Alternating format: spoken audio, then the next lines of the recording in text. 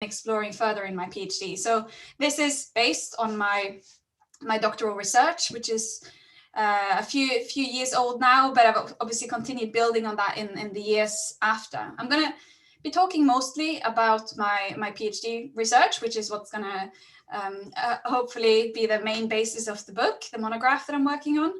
But I will mention a few other things as well. And I think maybe some of my more recent research is something we can possibly talk about after the presentation itself. So I'll start giving you a little bit of an introduction and background. Hopefully this will be fairly familiar to you. You all kind of know what I mean when I say an Arctic state. But I'll tell you a little bit more about that and what I mean by identity as well, before giving you the research design and the methods, which is of course important when we think about this as students as well. How do we actually go out to study these things? Theoretical framework. And then I've got these key themes, and these are probably going to be the chapters of the book, where kind of start with Arctic spatialities or geographies. I want to talk about temporalities, by which I mean history, but also ideas about the future and how future, past and present kind of interweave in how we conceptualize the Arctic. And then these kind of scales, that's how we often describe it. So the global, the national, the subnational or the intranational, and then the personal, which, to be honest, I think is one of the most fascinating things, talking to policymakers when they start really talking about their personal relationship to a region that they're supposed to be making decisions about. What does that mean in practice? So in terms of where this all started, and Victoria invited me to give you a little bit more of an introduction, I guess I should say that my interest in the Arctic region and Arctic politics was based on a bit of a kind of anecdotal observation that, and this was when I was a student. I was doing my master's degree in international relations, did that in Edinburgh, and I noticed that increasingly the region that I call home, so North Norway, was increasingly referred to as the Arctic. It is north of the Arctic Circle, but to be entirely honest, I can't remember hearing it referred to as Arctic Norway when I was a child, whereas now that's a term that's used a lot. So I observed that living abroad, that suddenly people were talking about my home region as the Arctic. And with that kind of narrative change, there was also, of course, a change in interest. So, of course, we know that the Arctic was of high interest, was high on the agenda during the Cold War. But since then, in the 90s, it was perhaps not so high on the agenda. And that then changed again in kind of the early 2000s. And I think it's safe to say that came with increasing recognition of climate change as well. So with the IPCC reports and 2007, the Russian flag planting, all of these things kind of brought the Arctic region to international media. So suddenly there was a lot of talk, and there was also, I think, more popular interest as well. I think we saw more and more TV programs and films, increasing tourism. Here in the UK, they had a show about kind of chasing the Northern Lights, and a lot of Brits started traveling to the Arctic, to Santa Village in Finland, and kind of going on these cruises to see Northern Lights. So it was just this kind of increased attention to it. And again, that maybe reflect on what really is this Arctic region, and is it something that resonates with people and people's everyday lives? And this question of periphery to centrality as well, how I think North Norway certainly has often been conceptualized as kind of, it's been, less populated, less kind of industry and economic activity than the South, and they got sort of subsidies from Southern Norway for many decades. And suddenly that changed. Suddenly it was no longer Oslo that was just kind of helping along the North Norway, but the North also had a lot to contribute nationally. That was certainly the narrative, right? That there was this new kind of golden age to come with all of these new resources and all of these new areas supposedly opening up in the North. And of course, we can talk about whether or not that's actually come about, but that kind of optimism was definitely there in the early 2000s. Other researchers in particular Geir Hønneland in Norway, has talked about kind of this Arctic euphoria, where northern Norway, but also the south, really had this belief that, you know, this is where the promise lies, and this is where we're gonna kind of see the new golden age. And of course, that has implications for narratives of identity. So how do you conceptualize your place in the world, but also your relation to this region? Because of course, the Arctic Circle is one thing, but the kind of climatological Arctic is even further north, and certainly kind of northern Scandinavia climatologically is not what you would necessarily think of as Arctic. It's much more temperate. So how do you kind of square that? And I should say again that the Arctic states that we often talk about, they are the members of the Arctic Council. I always thought that this was formally defined as the states that have territory north of the Arctic Circle, but that isn't actually stated anywhere, interestingly. They are recognized as the Arctic states based on the Ottawa Declaration and as full members of the Arctic Council, but there isn't a very clear definition actually of what it was initially that made them an Arctic state. But basically, these are the Arctic Council member states. And all 8 of them, I think, have different narratives about their own kind of Arctic identities, what makes them an Arctic state or even an Arctic nation. But some of them have done this, use that kind of rhetoric of identity much more actively, as I'll come back to. So in terms of the project itself, it was based on this kind of observation of this shifting narrative of north to the Arctic. And this happened both within Norway, which is where I was from. I'm sure it happened in the other countries as well. But I think in particularly, it happened internationally. I had an interest personally in kind of political discourse and the meaning of the language we use and the imagery and even imaginaries, and really believing that how we conceptualize a region, how we think of it, how we relate to it, how we border it, that has real, tangible, material implications for the policies that we go on to make, the decisions that we go on to make. And I mentioned my master's degree already in international relations, but that ended up looking at Norwegian youth's sense of Arctic identity in Norway. And that was a survey with kind of 200 respondents who talked about their own sense or lack thereof of an Arctic identity. And the outcome of that, in very brief, was that not very many would necessarily say, yes, I am an Arctic person in every setting and context, but that it was a term that might resonate in certain contexts. So perhaps unsurprisingly, when you travel to kind of Southern Europe, for example, you would relate more to being perhaps an Arctic person or a Nordic person or a Northern person, rather than perhaps when you're at home. I think the Arctic is a term that is, of course, not Norwegian. It's from Greek, so it's a foreign term in many ways, and I think that also tells us something about how this region has been conceptualized. The Circumpolar Pole on Earth is huge, and the connections across it are not necessarily that kind of obvious. I think now there are very good connections, and I think we have the internet much to thank for that, and meeting around Arctic termed issues. But certainly it is difficult perhaps at times to talk about the Arctic as a single region.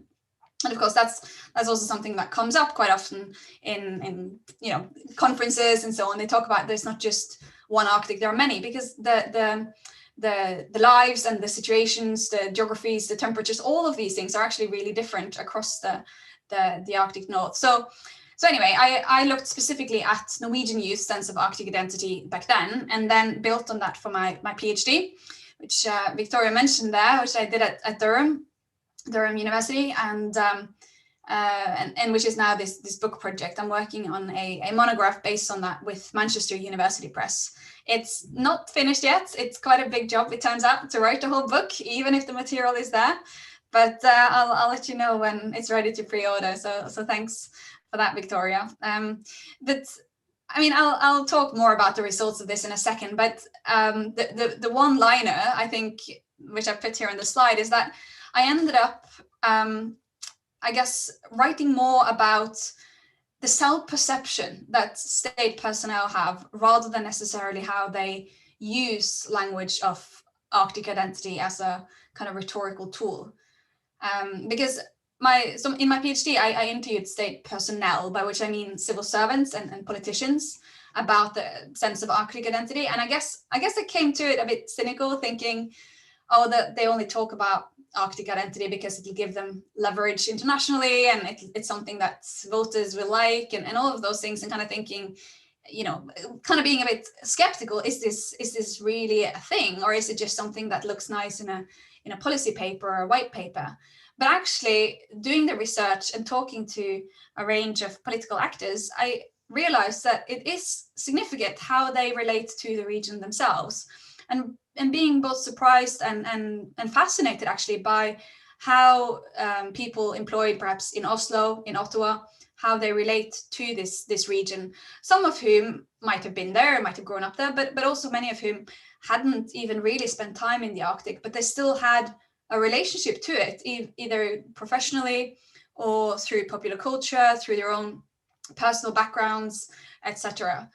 So I guess that was something that surprised me, and I think in research the most surprising finding is always the one that is worth, I think, focusing on and kind of stopping and saying, hold on, I didn't expect this. Why is that the case? And my kind of overall conclusion ended up being about the fact that in geopolitics, in the study of geopolitics, we should also pay attention to the people enacting those policies, the decision makers themselves. It's not enough to only kind of apply this very high level model of, for example, the international system, the international state system, and competition versus collaboration and so on. But we actually need to look at interpersonal relations, which also include, for example, emotions. How does the relationship between different diplomats play out in practice?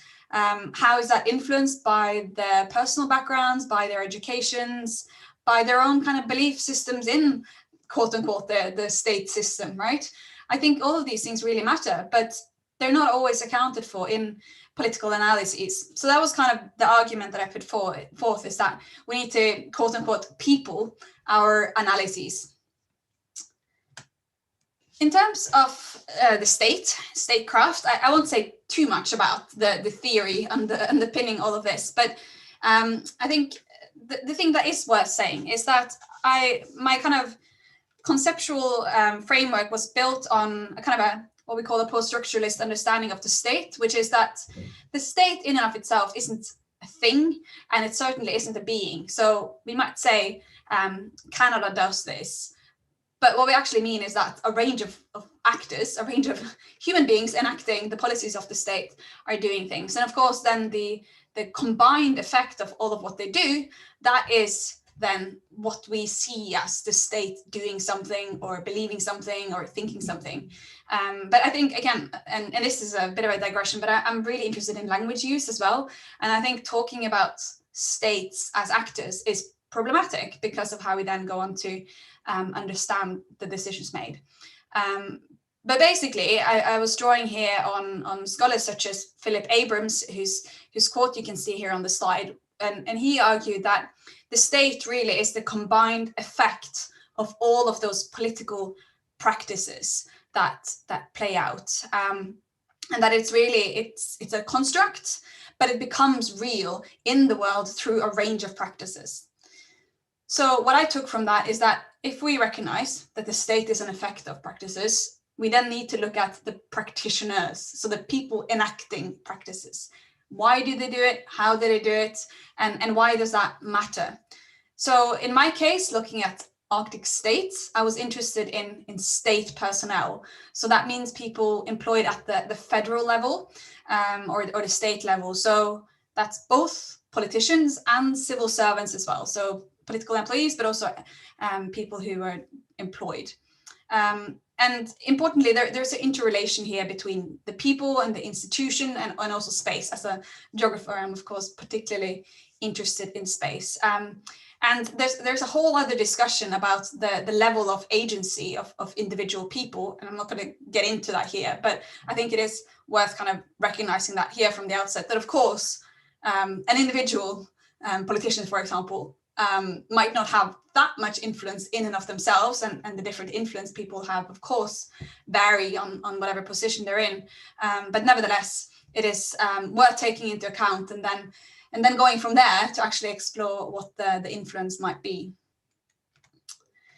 Another thing that I think is important to mention here is the difference between state and nation, because we very often use the two terms interchangeably and kind of conflate them. But importantly, the conflation of the two is actually an ideological construct itself. This kind of dates back to, I guess, the Peace of Westphalia, the idea of a hyphenated nation state, so that states, that is the governmental unit with territory and border, that should be congruent with a quote-unquote people. So the nation would be this defined group of people, however defined, whether that's based on language, whether it's based on history, religion, often a combination of all of those things. But of course, once you start thinking about it, that's hugely problematic, because you won't be able to neatly border any one people or any one nation. Most states are in some way or another multinational, if you want to think of it that way. But this is important because I think we often think of Arctic states as also being an Arctic nation, and that might not really be the case. We might have a formally titled Arctic state, so with the government and the territory and the borders and all those institutional elements there, but that doesn't necessarily mean that the people living within those borders would identify as an Arctic nation. They might not identify as a single Arctic community. And I think that does really matter for the kinds of decisions made about how to govern the space. So the term that I used in my PhD and that this book is now going to center on is the idea of a state identity. So there's loads of work on national identity, and I think we all have a general sense of what that might mean. But a state identity is specifically the sense of identity within the state so-called apparatus or the state institution. So among these various practitioners and actors, politicians, civil servants, diplomats, policy advisors, all of these people that together enact those practices of the state that I just mentioned, how do they understand the identity of the state? So not of the people or the community necessarily, but of the Arctic state. What does that mean? How does that kind of relate to what they do in their everyday jobs? And there hasn't been a lot of work on state identity per se. There's a little bit of work in kind of political anthropology, for example, where there's been some ethnographic work in state institutions, in particular perhaps in diplomacy, also in foreign policy analysis. But I think there is still work to be done there, and certainly my study is just one small one. But I do hope that with perhaps publishing this book, that it can generate a little bit more interest in precisely what goes on within state institutions, which I think is really interesting, but also important. So in terms of the framework that I set out for this study was, I wanted to look at space or geography again, or in combination with time. So history as well as the present and ideas of the future. So that's kind of the framework, is space and time. And then within that, you have these relational aspects. So, what does it mean in terms of your position internationally? What does it mean for relations within the country as well? So I already mentioned that most states are actually multinational. You can tell that is probably already going to kind of pose questions for an Arctic state identity, that maybe you have populations within the country that feel more Arctic than others, most likely. And of course, how far north you are might have a big influence on that. So in terms of the design of this then, of course, there are 8 states, but I chose to focus on 3 of the Arctic states, chosen because they are all states where the state personnel have used the idea of Arctic identities very actively, very explicitly. And you know, I already mentioned Norway, but Canada and Iceland, I think, are also really fascinating case studies, because yes, they all talk about Arctic identities, but they do so in quite different ways.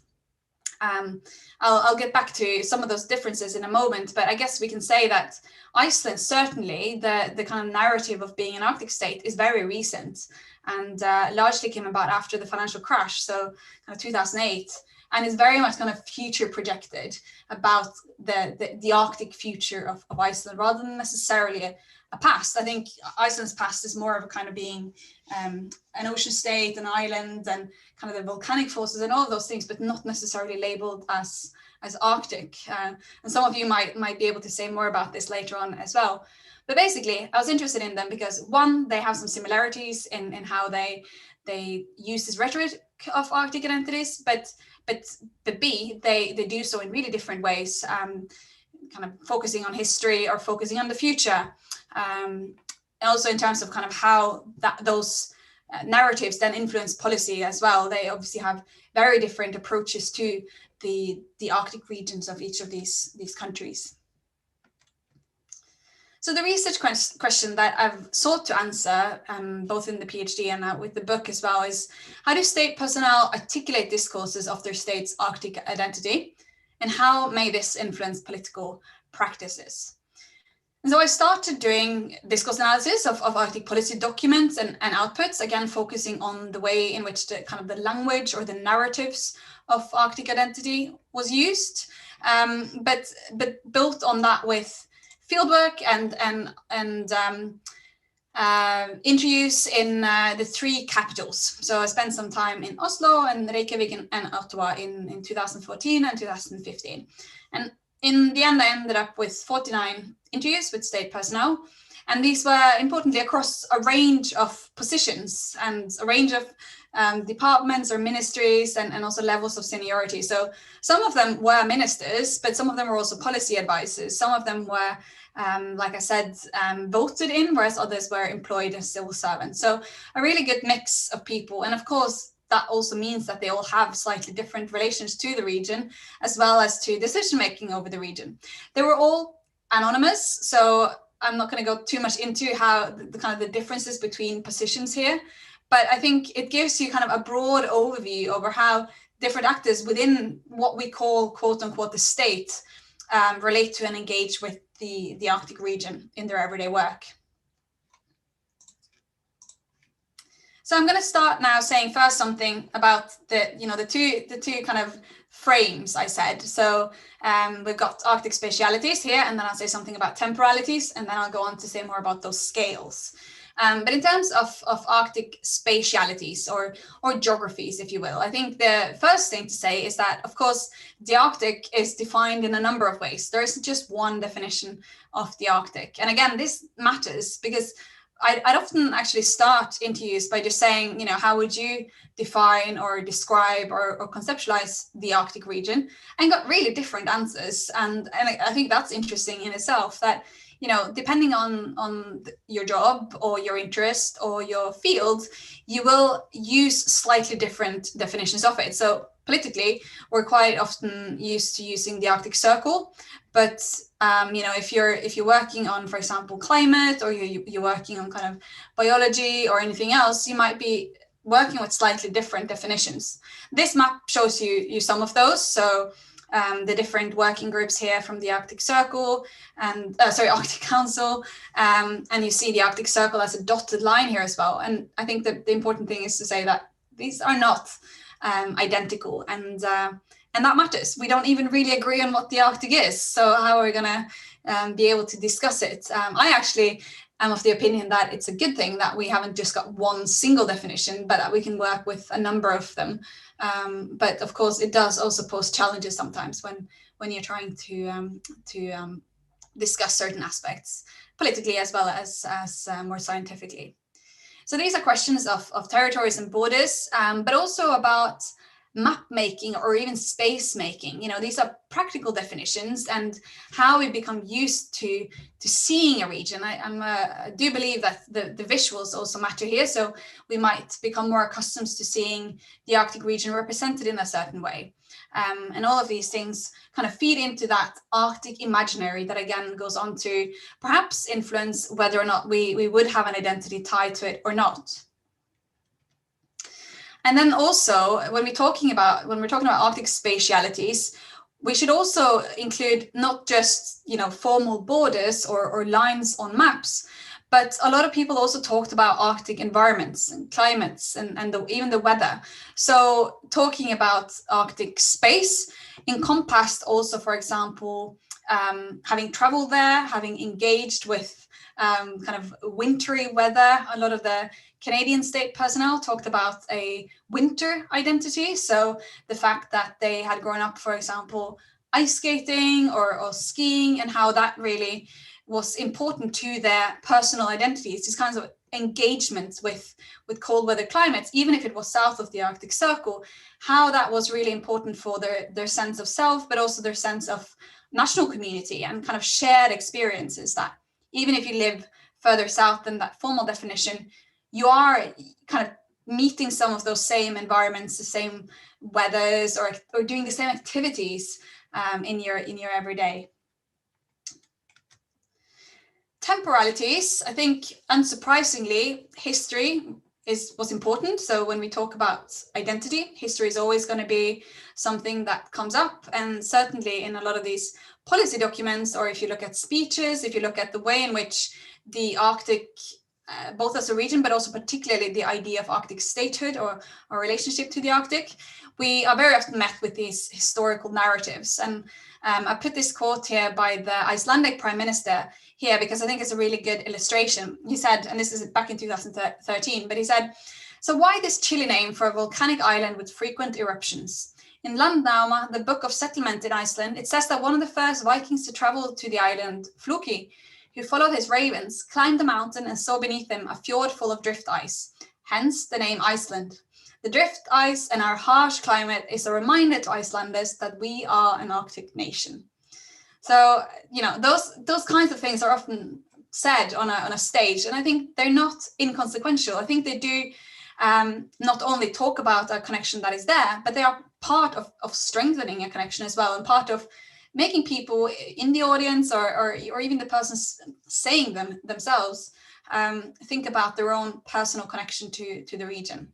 So historical narratives certainly mattered. In Canada, the Sir Franklin expedition came up again and again. And if you remember the dates that I did my fieldwork, that was in 2014 and 15. So that was just before and during the first few finds of the ships. So Sir Franklin's ships have now both been found, but I think the last ship to be found was, I think that was announced, I think literally the week where I handed in my PhD. It was something like that, where I was just panicking slightly. Do I need to change everything now? But no. So when I did my interviews, a lot of them talked about the mystery still, that, you know, these ships that hadn't been found, and how important that was to the Canadian kind of tale of their northern nationhood. These kind of mysteries that I guess many grew up with living south in the southern parts of Canada, and kind of the songs and the popular fiction and media narratives around that. So that was one example, and of course there are many others. In Norway, there's kind of frequently talk about the polar explorers and kind of the emphasis on Fridtjof Nansen and Roald Amundsen and so on, and how they supposedly also feed into a sense of national identity, what it means to be Norwegian, how kind of the nation came about at the time of independence and so on. So history, perhaps unsurprisingly, but I think one of the things that I find personally fascinating about the Arctic and kind of how the Arctic is often conceptualized is this idea of the future, that we might not think of kind of quote unquote ourselves as Arctic now, but it will be so important for the future. This is where the future of the nation lies, whether that's economically or culturally. It's this kind of anticipation of what is yet to come, both as kind of optimism and an opportunity, but also a threat, right? So in terms of climate change, there's a lot of talk about the Arctic in terms of what will be in a few years or several years. You know, we will see more shipping, or we will see more resource extraction, and therefore we need to act in the present. So a lot of kind of Arctic geopolitics is all about planning and preparing and anticipation, investment as well for what is hoped or feared is yet to come in the Arctic. So I think we can say a lot of present political practices are focused or geared towards an Arctic future. And again, I think that does really matter. And that was one of the things that some of the interviewees for the study said, is that as decision makers, it's our job not just to think about the here and now, but also to have a slightly longer view than perhaps the kind of everyday voter does. Our job is to look ahead and see what we should be focusing on now in order to make sure that the future of the Arctic and of the nation state as well is as positive as possible, I guess. So that brings me to then, you know, you've got that frame of temporality and of spatiality. And then within that, you have these different interpersonal or kind of inter-community relations. And to start with the kind of what we often think of as kind of higher level international or global, of course, and also relating to the idea of the future Arctic is this idea of the global Arctic or the globalizing Arctic, and how it is very much connected to the rest of the world. It's connected to what happens elsewhere politically, but also climatologically. You know, what happens in the Arctic in terms of weather patterns, in terms of temperature changes is going to affect countries elsewhere, and how much that matters. You know, that's also why increasingly countries are looking to the Arctic is because of how it's going to influence, or what it can tell us about what is yet to come elsewhere. So the Arctic Council, which I've already talked about, has 8 member states, but it also has these observer states. And there's been a increase, I think a rapid increase in interest in gaining that status, and in other countries wanting to be observers, but also other organizations wanting to be observers, which of course then to these small states like Iceland, Finland, Sweden, Norway, you know, suddenly they have a really important role in this region that again was seen as a periphery for many years. It's now become really quite central, and they then have this central role, which is a privilege, and it's something that can be used in other diplomatic relations, right? That they have this particular role. The 3 states that I looked at, they all talk about themselves in different ways, in slightly different kind of focuses, but they all talk about themselves as leaders in the Arctic, and as Arctic pioneers in some field, or as stewards. Certainly in Canada, the idea of stewardship was really central. So all of them kind of conferring a particular role or a particular identity vis-a-vis the non-Arctic states, and then how that also relates to other relations and negotiations, and how that matters. Again, like I said, you know, you might not think of yourself as Arctic in your everyday. If you're sitting in an office in Reykjavik, you might not think that, you know, of yourself as an Arctic person in an Arctic country in the everyday. But when you travel to, I don't know, to Brussels, for example, maybe suddenly that is actually a title and an identity that takes on a slightly different and more important meaning. National narratives, I've already said a little bit about national identity. This kind of comes back to ideas of history, ideas of quote unquote who we are. So that leadership, peace building identities as well, how that was brought to the Arctic context. Ideas of environmentalism that ties to stewardship, and certainly in Iceland, a lot of interviews talked about how they were kind of had a particular relationship to the Icelandic environment, and for the Icelandic identity, it really mattered being green. So that environmental concern, which was part of a national identity, was something that was also brought to their Arctic work. And then one thing that I find interesting, but also quite entertaining, is what I've called banal Arcticness. So there's, I mean, I'll try and be short, but Michael Bilding had this idea of banal nationalism, which is where you're kind of reminded of your national identity in your everyday. I kind of observed this banal Arcticness, where you have this kind of branding of the Arctic increasingly throughout society. So even without really thinking consciously about it all the time, you're kind of reminded of being in an Arctic country or even in an Arctic region. So you've got this, I mean, it's obviously also used as a brand to sell, and it's used in tourism. But I do think that kind of tourist gaze, or that kind of marketing of it, that does also influence how populations look at themselves and how they think of themselves. So I can certainly say that from a personal point of view, that, you know, the more you hear that other people talk about your home as something, the more you start thinking that way yourself, or certainly reflect on it differently. And yeah, this is from the Norwegian Airlines. They also kind of celebrate the quote unquote national heroes, right? So this is Roald Amundsen on the Norwegian Airlines planes, and how that ties to both ideas of what it means to be Norwegian, but also, you know, tying together this kind of idea of pioneering in one field and transposing that onto another, whether that's in terms of travel or being green or whatever it might be. International hierarchies. So this is also something that came up again and again, is that a lot of people said, well, you know, I might be Arctic in some context, but there are other people who might be more Arctic than me. And that was very often tied to northerness. So, you know, if you are sat in Oslo, you might recognize that you are in an Arctic state, but you might not think of yourself as Arctic in the same way that someone from northern Norway would. The second thing here is around contact and experiences as well. So if you work with Arctic policy issues in your everyday job, then you'll have a different relationship to it, and it will be, I guess, something you're more conscious of than if it's not really part of your job. So again, if you are sat in Oslo and you're working on, you know, something that doesn't have anything to do with the Arctic region, then you might not be as conscious of it in your everyday. Thirdly, and this is of course very important, is the role of indigenous peoples within the state here. And so some of the people I interviewed were indigenous themselves, either Sami or Inuit. And of course, they had a very different relationship to the Arctic because of that. But the majority of people I spoke to were not indigenous, and they would very often say that, yeah, I have an Arctic identity in some contexts, but not in the same way as an indigenous person would have. So that's actually what they would say, and would be very careful also not to perhaps adopt an identity that they didn't feel like they had the right to really speak for. Then of course there's a whole other issue of how indigenous peoples are quote unquote included in the state and in state decision making.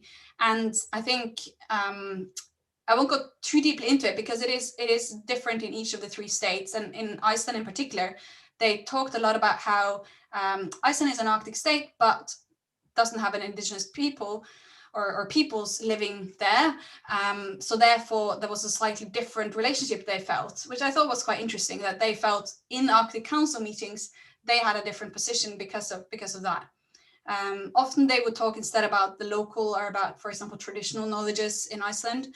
But of course, that's not quite the same. So I think that is really significant, is this question of kind of being Arctic in some context, but not always, and how you would kind of place yourself as more or less Arctic, you know, that maybe there's someone that is quote unquote more Arctic. Right, and then finally the personal, and again, this is what I said I think surprised me the most, is that these state personnel that I spoke to, many of them started reflecting on their own personal relationship to the Arctic and what had brought them to their job, and how that then also goes on to influence them in their everyday and in their, you know, how they find purpose in their job and what matters to them. So I already mentioned daily contact. If you're working on Arctic issues, then of course you're going to have a slightly more reflective or conscious awareness of what it means to represent an Arctic state.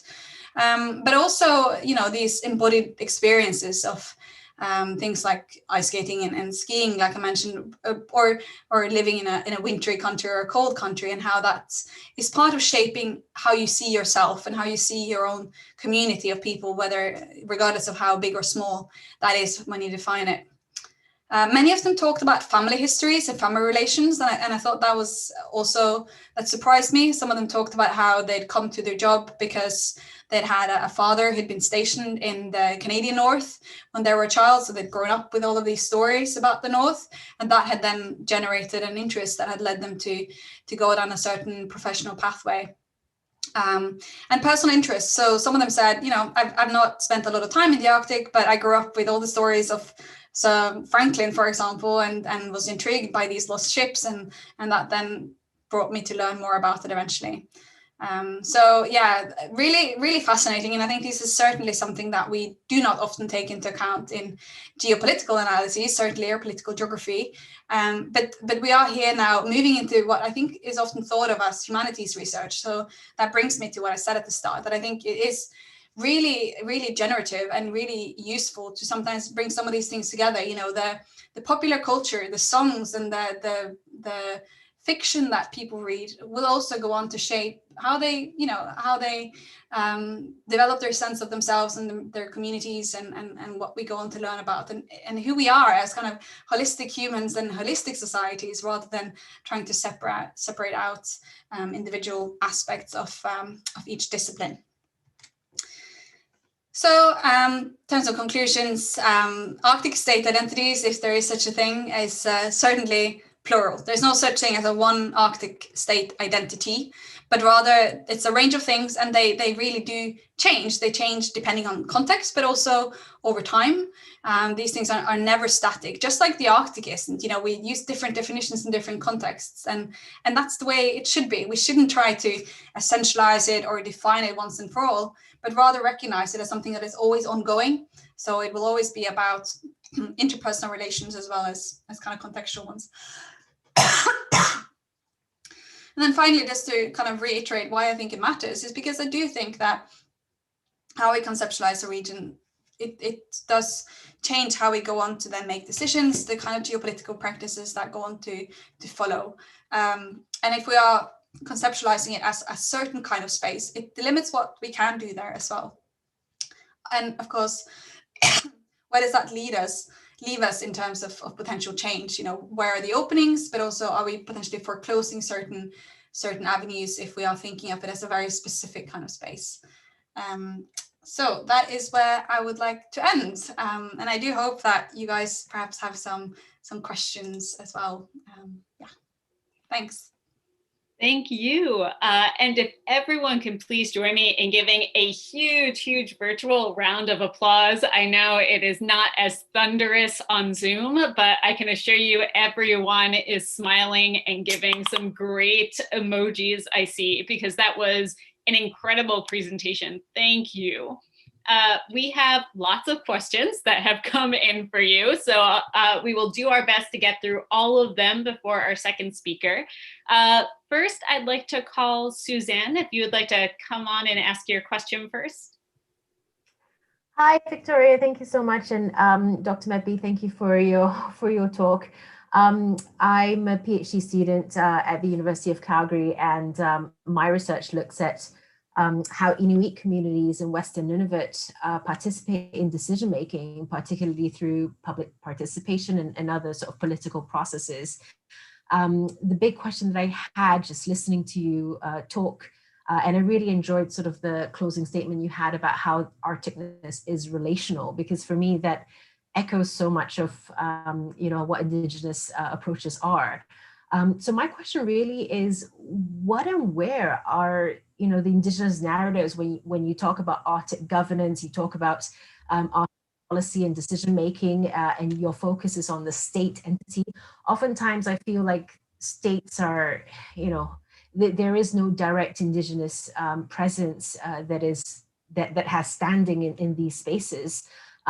Indigenous voice tends to be mediated through these national platforms, and even institutions like the ICC. I would be interested to hear your thoughts on where is the Indigenous voice in these spaces of decision making. Even the Franklin expedition that you mentioned a couple of times, the Inuit that I've spoken to, they talk about it in a different lens than how you've communicated it, for example, which I actually found really interesting. Yeah, no, thank you so much for the question. And I think you're very right. The indigenous narratives, they are there to an extent, but unfortunately not as much as we would have liked, I think. I think that's the short answer. And I published another paper where I kind of argued that case, that a lot of the Arctic states, they kind of, a bit instrumentally, I think, include indigenous narratives on certain topics and in certain contexts, because it does give legitimacy, it gives authority. And if you are an Arctic state, you kind of have to demonstrate that respect and recognition and so on. But how far that actually extends, how much input the various indigenous groups actually have on decision making on the Arctic, I think is more limited. It differs from state to state. And I do think that if you compare the Arctic region to other regions of the world, the indigenous groups have more of a say, but it is still very much a state-governed region. And that is why I wanted to focus on the idea of Arctic statehood, because it is in many ways quite problematic. And it doesn't, like I said, it doesn't map onto the idea of the Arctic nation, which is perhaps the people. So if we think about the Arctic Council, for example, you have the Arctic states and they have their voting rights. And then the indigenous groups that have permanent participant status, they are there and they are consulted. And from what I've heard from the indigenous representatives themselves, they have said that they are heard. I think that is very positive, that they actually do feel like they are being consulted before the states vote. But I don't think that is still, you still can't get away from the fact that it is the states that vote. And we could certainly question that, I think. I'm not sure if we are going to see an international organization where the states are going to give willingly away that privilege, but certainly I think there is a long way to go still. And I think for me, one of the things that is really striking is that even though we are hearing more and more indigenous voices, which is very positive, and you couldn't have an Arctic event or conference now without including indigenous voices, I think what worries me is a bit that it can become almost sometimes a little bit tokenistic, or at least very narrowly defined within kind of specific kind of limitations of the topics that are discussed. So again, that's kind of what I was hinting at the very end with this kind of foreclosing certain conceptualizations or certain ways of being, is that indigenous voices are often included on topics such as language, such as culture, tradition, and so on, but not across the board on Arctic politics. And I think that's what we need, right? You should be including indigenous voices on, defense or security. They are the people living there. So certainly, I think there is still a long way to go in fully including it. But I think, yes, it has, there are positive changes. It's maybe just not radical enough, in my opinion. Well, maybe some people on this call will have some ideas on how to make it more radical in some of our discussions and briefers. Kalia, would you like to come on and ask your question next? Sure. So I'm a PhD student at the University of Waterloo, but I'm actually living in Iqaluit, Nunavut, so I am up north. And I just wanted to ask about why you made the decision to use capitals as your fieldwork location, and also would you consider doing further research more in the north of public servants and others living in the region? Yeah, well, to start at the end there, I would love to. I think that is definitely an important study to be done. Not necessarily by me, but I think that would be very valuable and probably very interesting. I chose capitals precisely because that's what I wanted to find out, is what is your relationship to the Arctic when you do live in a capital and you are sat working at that federal level or the state level, because you're not necessarily in the Arctic, or you might not be from there, you might not even have been there. So that was the bit that was really fascinating to me. But certainly, I think thinking about decision makers in the north and also their relationship to the south or to capitals is something that I think would be an excellent and really important study. I should say as well that since finishing this PhD, I've continued doing research on related topics. And most recently, I've been working a little bit on the Barents region, which is that border region between Russia and the three Nordic states, Norway, Sweden, and Finland. And one of the things that people there in the region said, so people who've been involved in the Barents Cooperation, which is a political initiative, they said that, well, one of the things that we have in common, so, Norway and Russia, we have totally different so-and-so, but the one thing we have in common is that we are all very far from the capitals and we don't feel listened to. Maybe, again, someone on this call could do that further research. Lots of next step ideas for collaboration. Scout, would you like to come and ask your question on next? Yeah, thank you so much. And thank you very much, Dr. Menby, for a really interesting and fascinating presentation. My question falls into the purview of Arctic planning and anticipation, I believe. But how do you think that the militarization and securitization efforts by Arctic states in the last decade have impacted how state governments, state employees, or Arctic peoples more generally have interpreted their Arctic identity? Yeah, I think, again, it comes back to that kind of final bit about how we conceptualize the space as a certain type of space. So if we are increasingly becoming used to thinking of it as a space of threat, which I think it was in the 80s, kind of the Cold War narrative around the Arctic, I think we're kind of moving back towards that again, where the Arctic becomes thought of as this space of a future uncertainty. So whether that's military threats, but also kind of tied in with climate change and all of the challenges that comes with that. So I would imagine that it probably comes back to this question of responsibility, an identity that is around stewardship or around having a particular role. Some of them talked about being a guardian, that the Arctic states are guardians of the Arctic region against non-Arctic states who supposedly, according to them, were just out to kind of exploit it and wouldn't have a concern for the environment and the people there in the same way, which I don't know if that's true, but that was certainly the kind of narrative that they presented. And I think the more these kinds of narratives are embedded and reified or strengthened, the more consequential they become. We start believing it, right? And it does then go on to influence what we can do. If it is seen as a space of threat, that does limit other activities, other ways of engaging and relating to the space. Wow, you packed so much into that short answer. That was very impressive. Dimitris, do you want to come on and ask your question next? Yes, first of all, thank you very much for the presentation, also for the paper, which was really interesting. My question is also related to kind of the space of threat and also the future, the uncertainties that lie in the future.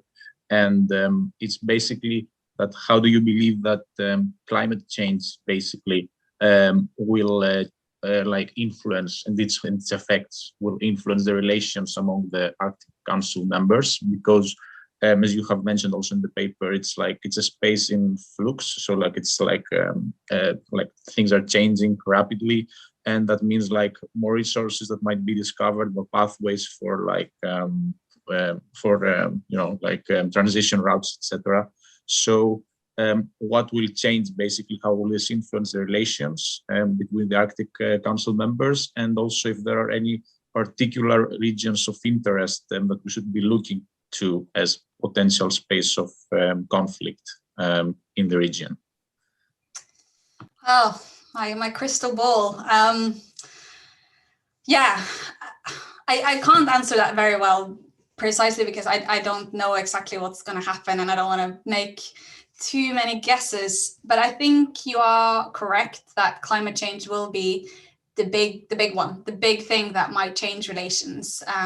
But what we don't know yet is whether it's going to be kind of a political relation change for the better or worse, because there's a lot of talk about how climate change will lead to increased conflict and increased threats again, and opening up resources, and there will be more competition about them, and all of these things we've definitely heard in media. But I think one of the things that I think is worth also considering is how the climate and the environment is actually what brought these states together. So the Arctic Council was set up first and foremost as an environmental forum.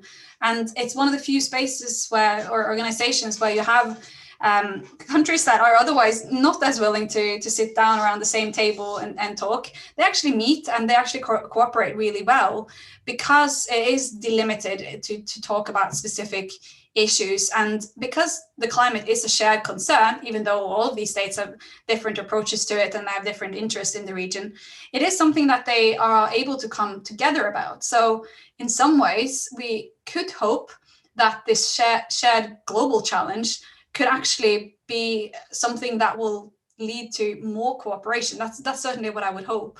But time will tell, I think, and I don't feel comfortable predicting yet. But certainly, I hope that's what we're going to see. I think you are not alone in hoping that is what we are going to see in the years to come. I see a lot of nods on those who have their videos on. Griffith has our next question, and they would like to know, how do you connect Arctic identity to demographic challenges facing many Arctic regions, both population decline and tensions arising from southern populations moving into an area for development projects? Yeah, it's a huge challenge, isn't it? When I did the initial research also among youth, one of the things that I was really keen to argue was that when the world talks about the Arctic, they're talking about us or you, and it's, even if the quote-unquote Arctic isn't a label that you might want to put on yourself, I think it is really important that the people living in the region recognize it and kind of say, hey, we're here and we want to have a say on this. If there's going to be this kind of resource bonanza, which there was talk about a couple of decades ago, then those are the people who should have a say, and those are the people that should benefit from it.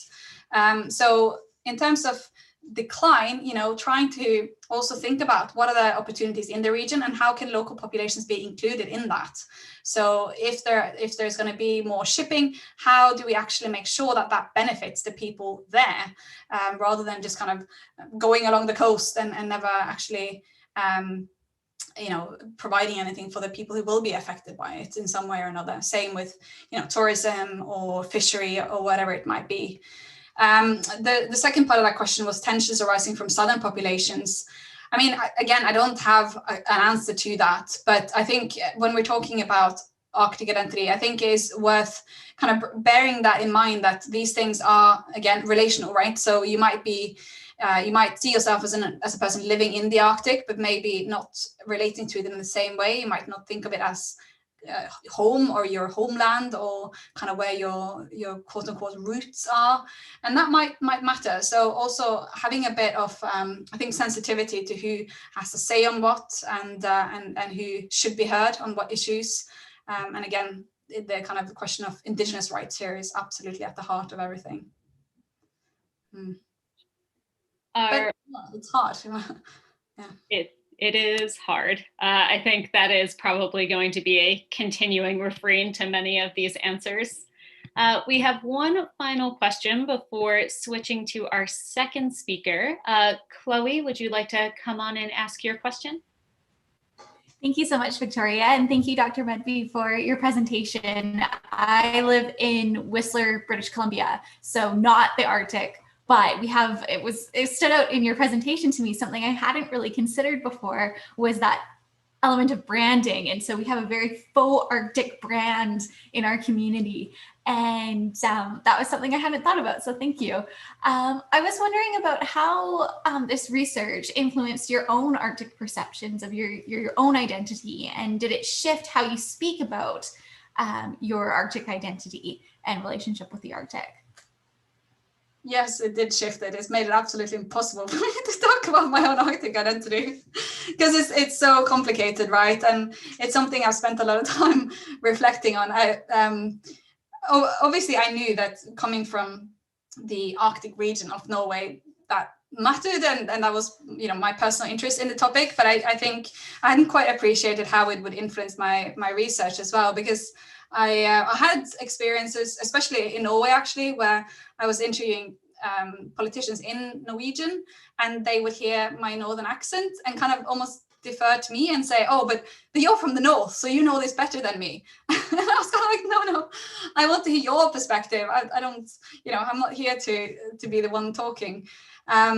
So yeah, it in that sense, it made me think about my own kind of role as a researcher, and I could talk about the kind of methodological challenges of that for hours.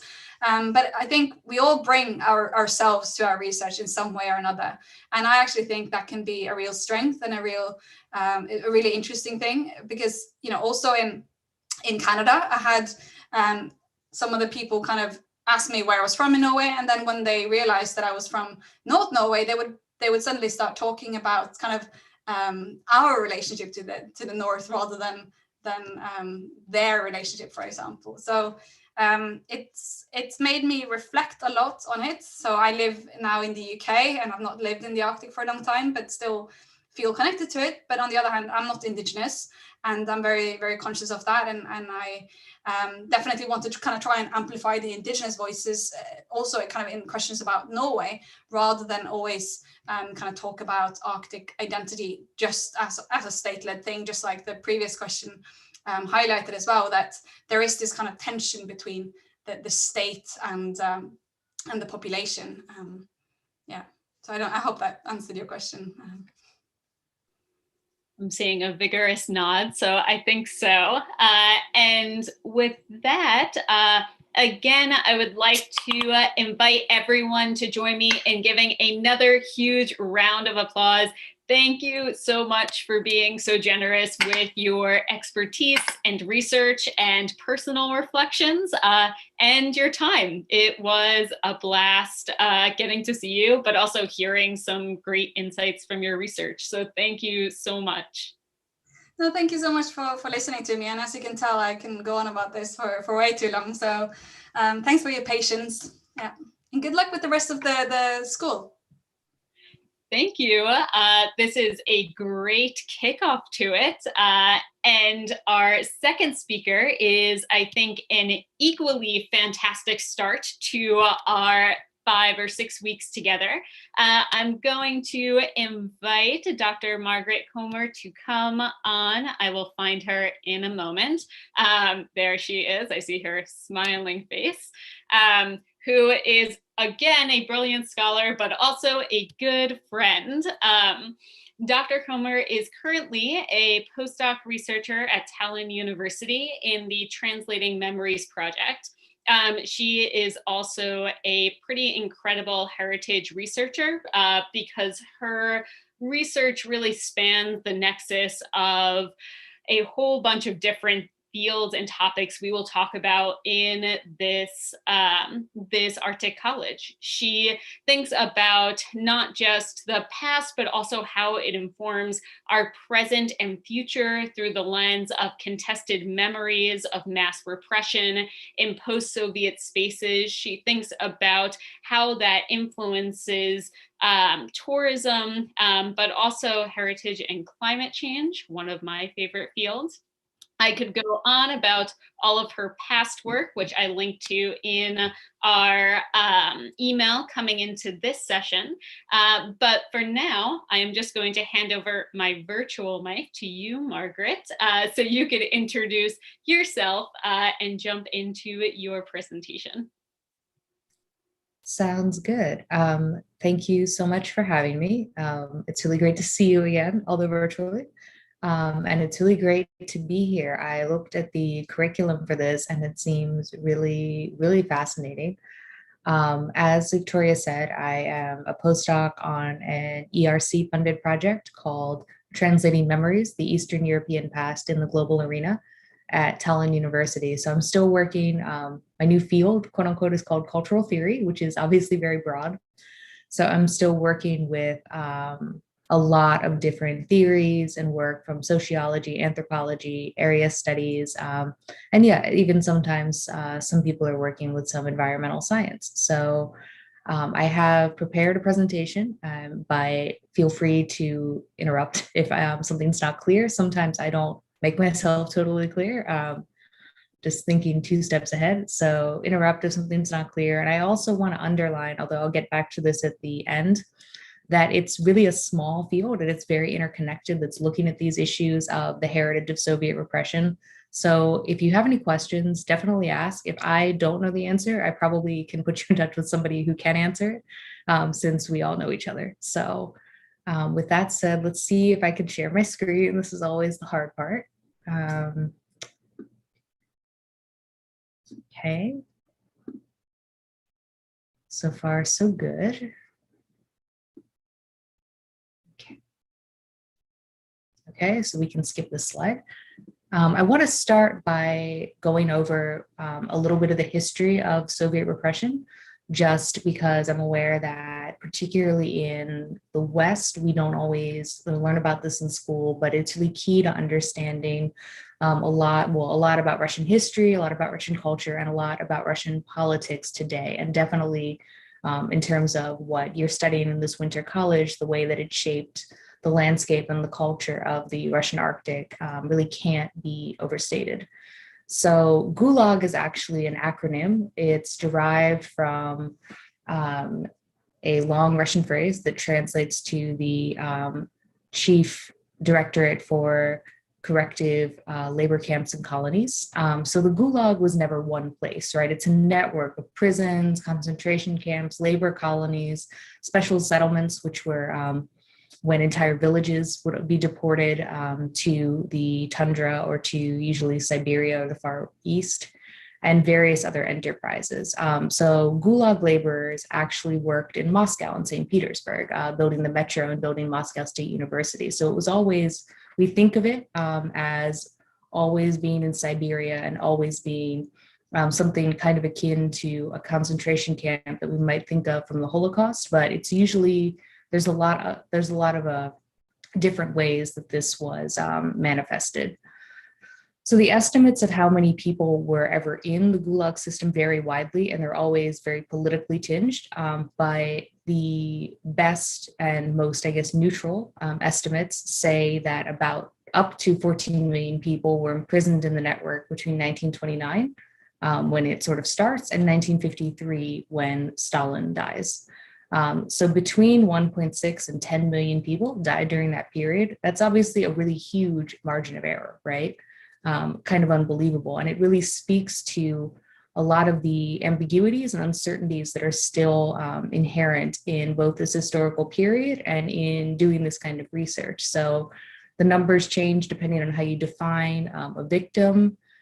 They change depending on who's looking at the papers. They change depending on what archival sources you have access to, because a lot of them are still closed or maybe even were destroyed in certain areas during World War II or at other areas so that people could cover their tracks. So there's a lot that's not known. And in fact, many people for a long time didn't really know what had happened to their own family members.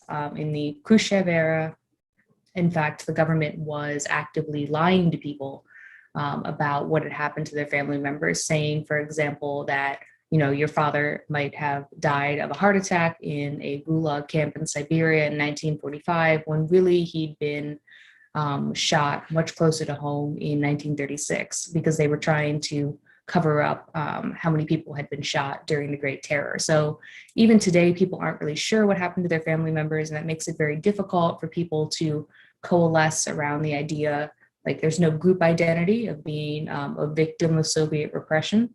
And this is part of why that's difficult to construct. So the Gulag system does not pass away with the death of Stalin. It actually exists until 1987 in some form or another. And there are some researchers like Judith Pallett at Helsinki who see really strong links between the Gulag system and the current Russian penal system. We don't have time to get into this, but I can certainly send you some material if you're interested in that. So I will be focusing mostly on sites that have to do with the Great Terror in this presentation. And the Great Terror was a form of the Soviet repression that peaked between 1937 and 1939. During these years, the government decided to root out hidden enemies in every part of the Soviet society, and they gave local NKVD, which was the secret police offices, lists of arrest numbers and told them to arrest that many people and shoot as half of those. So they were really looking for people to fit the bill of criminals, even though most of it was very much made up. Approximately 1.6 million people were arrested. Half of those were shot pretty soon after being arrested, and half were shot to forced labor facilities across the Soviet Union. So I want to go over some helpful terms from heritage studies theory. Heritage studies is really interdisciplinary.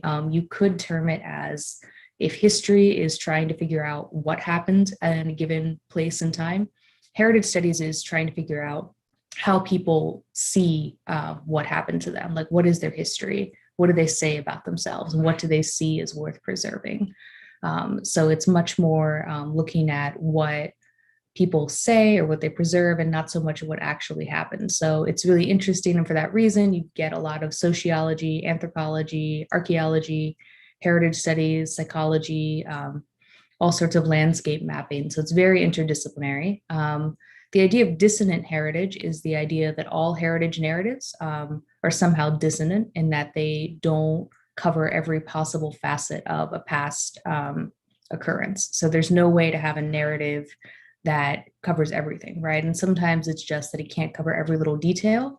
And sometimes it's that, for example, a school system or a museum actively leads out a part of the narrative that, erases, for example, the contributions of African Americans to the United States, to United States history, right? Where it's a power group using that power to wipe people out of history.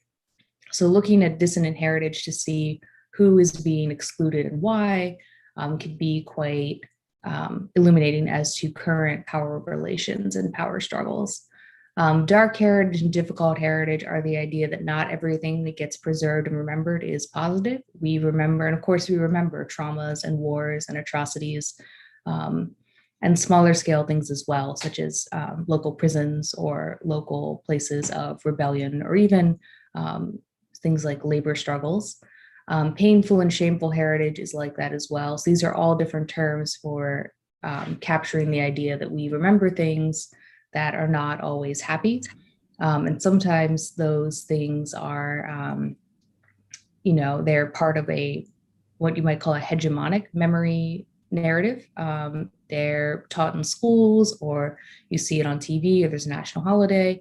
And sometimes they are pushed forward by what Jilly Carr calls guardians of memory or counter memory, who are people who preserve a past that is not part of the dominant memory narrative until it can be brought in. And there are also memory activists, right, who try to keep under-remembered memory alive, you might say.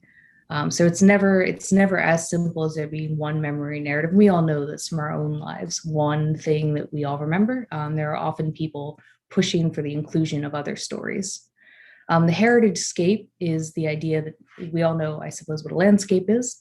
And the heritage scape is not just the places of history or memory on a landscape, but how they interact with each other, whether you can see them. When you're standing at one of them, can you see the rest, and how the different memories are piled or sort of layered on the landscape. Hardware, software, and ghostware are very helpful theories for thinking through the past, particularly in Russia and the former Soviet Union. If you've read Pierre Nora, his idea of lieux de mémoire, or places of memory, it comes off of that, which is the idea that memory hardware would be a monument or a memorial or something that's tangible. For example, in the UK, where I used to live, there's a World War I memorial in every little village in every town.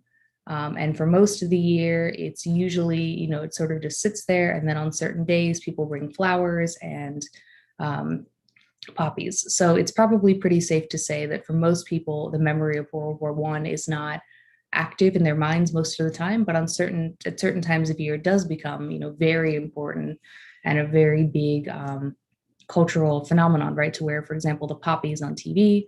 So on the days like November 11, I think it is, when there are people coming to these places, that's software, right? So that's a memory that people have in their minds, and it uploads to the hardware, and there's a synergy, and it's fine.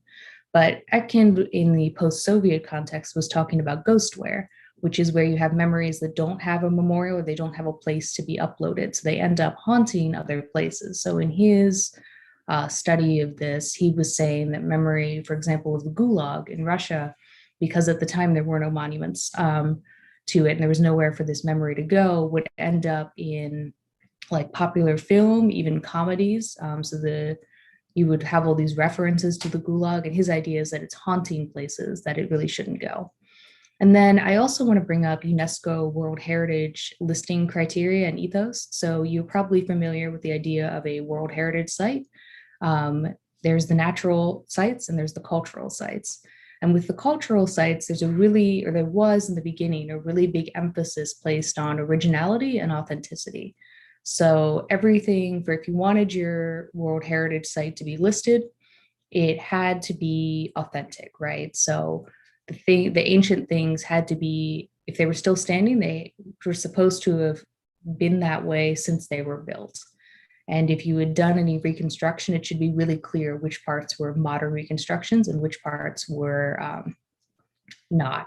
And they really kind of discouraged reconstruction as well. They made some interesting exceptions for this, like with Warsaw, when the entire old town was destroyed during World War II, they allowed the reconstruction to be listed. But for the most part, it really had to be, there was a really big emphasis placed on the authentic pieces of the past surviving to the present and being presented as authentic pieces of the past. In the 90s, many cultures started to, push back on this a little, saying, well, for the big example was Japan with the Nara temples, where after a set period of time, there's a temple and then they build an exact replica of it next door and they destroy the old temple. And then after the certain period of time, they build another exact replica. And to them, this was just as authentic as having one temple that had been, in existence since 1500. So they pushed back on this, and we ended up with the Nara document on authenticity, which does recognize that there are different forms of authenticity, but there is still, with UNESCO, a primacy placed on things being in the exact place where they've always been, and as much of it being original as possible. And with the Gulag heritage in Russia, this is a really interesting problem because, first of all, Russia is enormous, right? And many of these former campsites are in places that were on purpose put, very, very remote, very difficult to get to.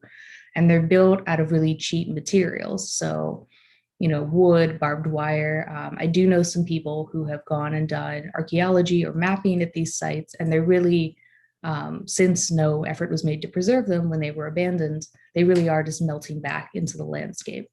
So in terms of when I first started researching this project, I was really interested in the preservation of these campsites.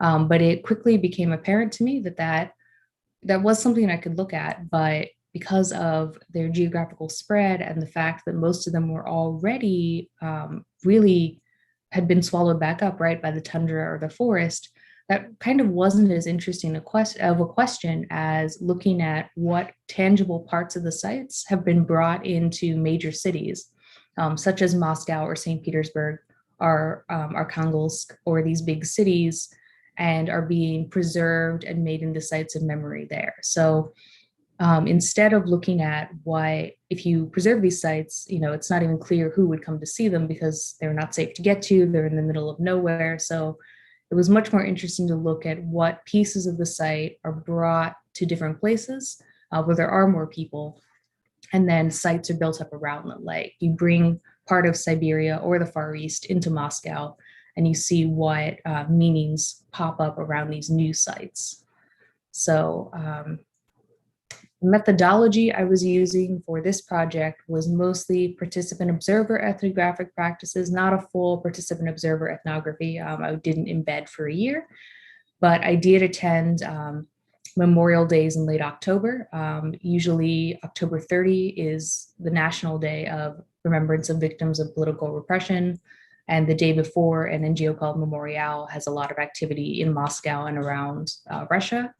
And then there are quote unquote ordinary days at different times of year where I would go to sites and see who comes, how they use the site, whether they come for memorial purposes or whether they're just wandering around or doing other things.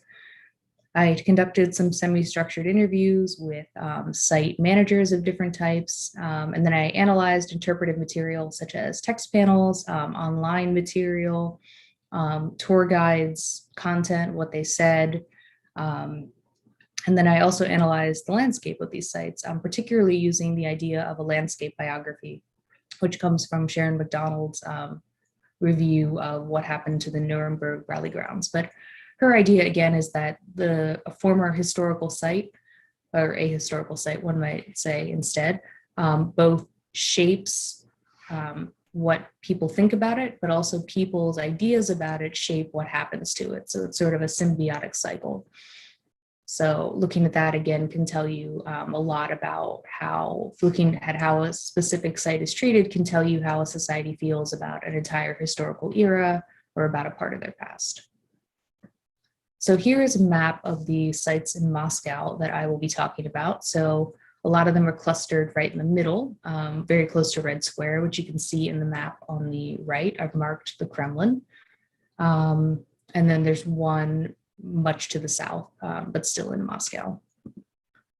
So a really important idea for me when I was looking at these sites and trying to figure out what was going on here, I was very interested in this idea of perpetration and victimhood, because many people in the Soviet repression started as, might start example as perpetrators, right? So working for the NKVD or the secret police as interrogators, as clerks, even at all different levels. And then in the nature of it, they would often end up being victims later. So it was very, very common for different waves of arrests to go after the staff of the previous arrests. So the line between victim and perpetrator is not at all clear. And what you can see this in terms of how contemporary memory studies and memory organizations deal with this, because there is no one definition of who a victim is. So some places will say, for example, anybody who was shot in the repression counts as a victim. We're going to list them as victims. And that includes people who were very high up, even former heads of the NKVD who were directly responsible, right, for arresting and shooting people. We're going to say they're victims. And there are other memory organizations that say, no, if you were involved with the NKVD at all, then we're not going to count you as a victim, even if you ended up being arrested and shot later. And then there are even others who say, well, if you were a minor employee, like a clerk or a driver, then we're going to count you as a victim. But if you were higher up, or like if you were interrogating or shooting or, you know, much higher up in the administration, then you don't count. So again, sort of like it's hard to come up with kind of a victim group identity or a definition of who a victim of Soviet repression is. This is part of that, right? And it makes it difficult to have nationwide conversations. I mean, there are other obstacles to it, but this is one of the issues. So I was very interested when I was looking at this at Judith Butler's idea of grievability, which she came up with as the US started its drone war in Iraq. And the idea is that in life, there are certain populations that we see as less grievable than others. So if they were lost, we would grieve less than if another group were lost. So a good example would be, we are more likely to grieve a loss with our own family than we are to grieve a loss on the other side of the world because we don't know them as well. But when you translate that to groups of people, you end up with the idea that it's okay for there to be a lot of collateral damage in, for example, the drone war, because they're just not considered as grievable, these groups in Afghanistan. So I was interested in looking at how this idea of grievability translates to heritage sites. So in terms of these mass repressions, what types of victims are considered more or less grievable in the interpretation at sites of mass Soviet repression? So I came up with 3 types of grievability. There's public, private, and ungrievable. So public grievability is when, the interpretation grieves the victims of violent death in an overtly religious or ideological manner. And the victims aren't really being mourned as themselves. They symbolize a larger entity that has been lost, and that's kind of what's being mourned through them. And the sites usually have, really great infrastructure, and they have the official support of the government, or in the Russian situation, the Russian Orthodox Church. So in my research, I identified this at the sites that are related to the Romanov family being killed in the beginning of the Russian Civil War. But you also see it with the memorialization of some Russia or early Soviet politicians and figures such as the founder of the Cheka and NKVD, Felix Dzerzhinsky. And then there's private grievability, where the victims are grieved as individual losses. And there's a range of mourning discourses and caretaking organizations. But the idea, and this is very common when you speak to these memory groups or you listen to their, presentations, is that since victims were killed in secret, they're trying to bring their identity back to them. So the idea is to bring back their faces and bring back their names. And then there are people who might be considered ungrievable, often within a larger context of public or private grievability. And again, this comes back to certain memory groups and initiatives saying, although, for example, this former head of the NKVD was arrested and shot as part of the terror, we're not going to say he's a victim because he did too many bad things in life. So you do see some of this. It's not as common, but there are some cases of people being deemed ungrievable. And then the flip side of the coin would be blameability, right? So who is blamed at these sites? And there, again, are three types that I came up with here. There's abdication, authoritarian, and complicit. In the abdication model, there really nobody is blamed. It's as if people were taken away by a natural disaster. The victims are definitely grieved, but they often in a religious kind of overtone, which is not usually totally appropriate, in that not everybody would have been Russian Orthodox at the time, but it avoids placing blame on people at all. It's as if there are no perpetrators. And there's often a high incidence of martyr language, martyr imagery, and martyr ideology. And it kind of blurs the line, you might say, between Russian Orthodox, like believers and clergymen who died, and regular people who also somehow become martyrs through this site's interpretation. The authoritarian model of blameability places blame on government leaders and NKVD officers. And it often proves culpability via documentary evidence. So it'll show like a lot of documents that have Stalin's signature on them, or they'll have a whole bunch of shooting lists where you can see the actual names. And this is because there are still people who believe that Stalin was a great leader. He's, properly credited with winning World War II. And so he must not have known that the repression was going on. This must be somebody else's fault. And so these organizations are trying to prove that, yes, Stalin did know. He was very much involved with this. And they see themselves as filling, a needed gap in, I guess, education and people's knowledge of Russian history. However, this is a very totalitarian view of the causes of repression. And it doesn't really get into the rank and file perpetrator, right? If you blame it all on Stalin, that's on one level true, but it doesn't examine why your average person might have wanted to work for the NKVD, or why they would have turned their neighbor in when the terror was, the rhetoric of the terror was encouraging people to turn in their neighbors. So the complicit view of blameability would place blame on leaders as well as ordinary bystanders, such as denouncers. And there are often these landscape-based efforts to look at the histories of various buildings and various places in a city or community, and to get at this multi-layered history of victimhood and perpetration. And it would, get into the life stories of specific individuals to examine these different layers of culpability and also victimhood. You don't see a lot of that in Russia today, and we can get into some reasons why as this presentation goes on. But there are some digital efforts by some of these NGOs, so these independent organizations.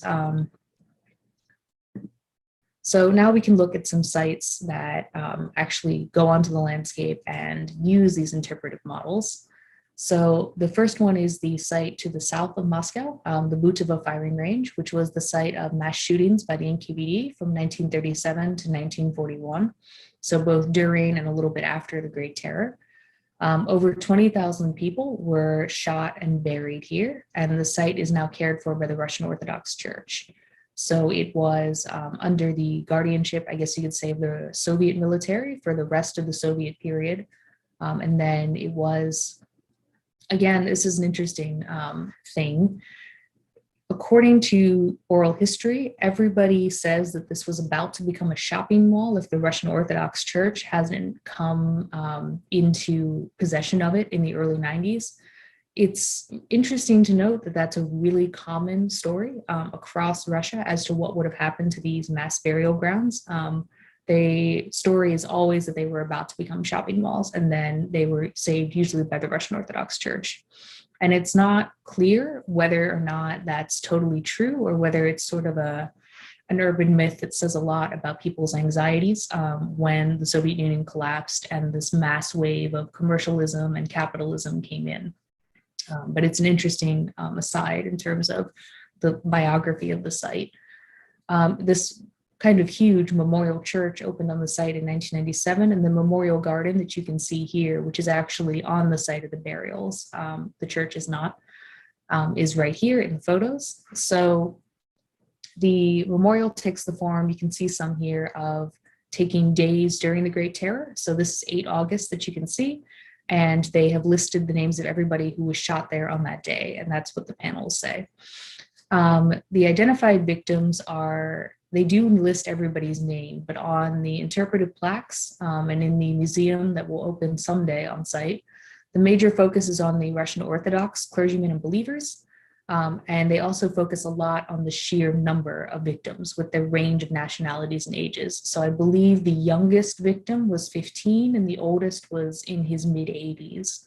They focus a lot on that and the fact that it's not just Russians buried here, but it's basically representatives of the entire Soviet Union.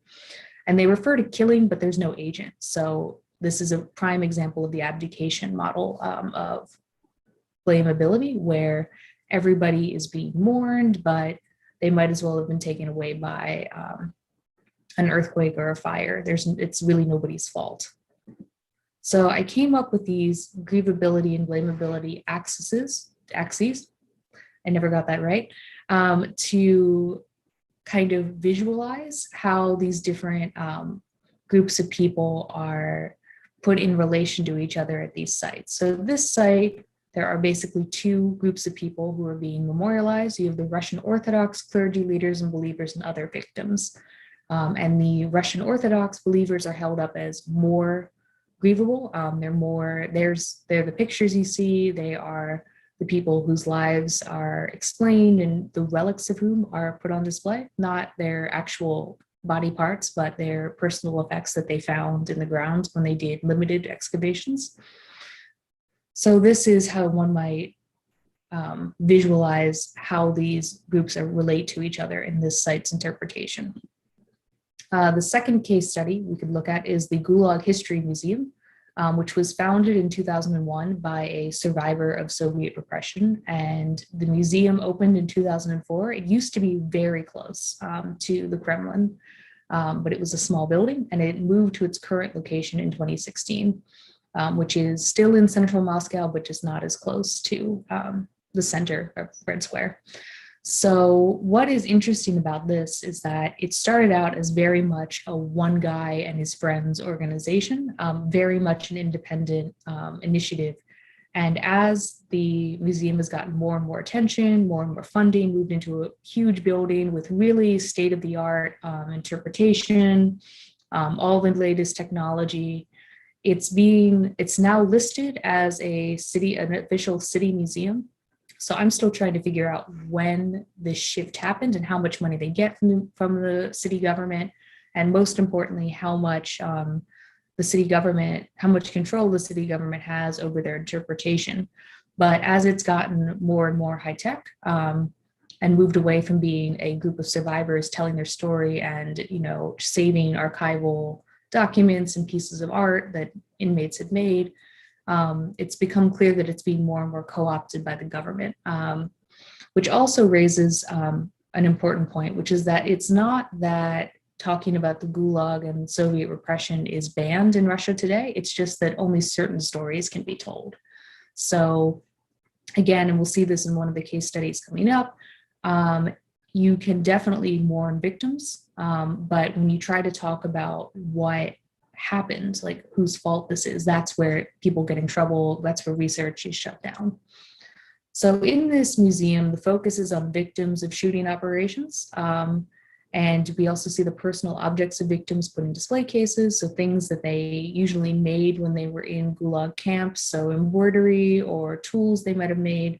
And there's also a focus on elite victims. So as you may know, early in the Soviet repression, particularly just before and during the Great Terror, many of what's called the old Bolsheviks, so the people who were really involved in overthrowing the Tsarist government, and had leading roles in the first iteration of the Soviet government, were really highly targeted in those campaigns. And there was also at different times, different artists, particularly writers, were targeted by the secret police. So this museum focuses a lot on them, probably because they're well known.